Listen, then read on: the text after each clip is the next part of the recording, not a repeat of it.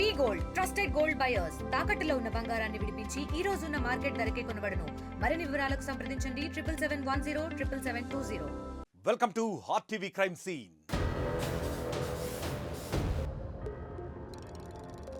కామాతురాణం నభయం నలజ్జ అని ఎవరు చెప్పారో గాని ప్రస్తుతం సమాజంలో జరిగే ఘటనలు చూస్తూ ఉంటే అది 100కి 100 నిజమే అనిపిస్తోంది.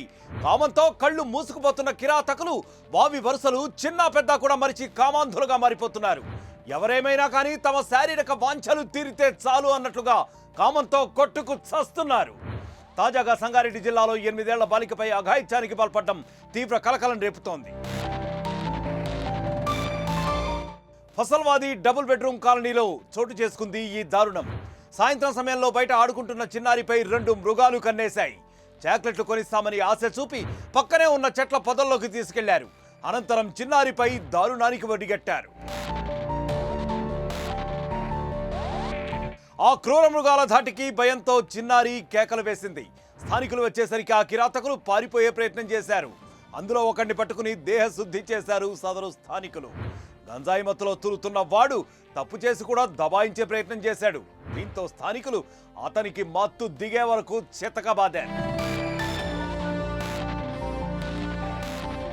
సమాచారం అందుకున్న పోలీసులు ఘటనా స్థలానికి చేరుకున్నారు. బాలికపై అఘాయిత్యానికి పాల్పడ్డ 2 కిరాతకులను పట్టుకుని స్టేషన్కు తరలించారు. తీవ్ర రక్తస్రావంతో ఏడుస్తున్న చిన్నారిని హుటాహుటిన సంగారెడ్డి జిల్లా ప్రభుత్వ ఆసుపత్రికి తరలించారు. ఎంత జరిగినా ఆ నిందితుల్లో కాసింతైనా తప్పు చేశామన్న ఆవేదన కనిపించలేదు.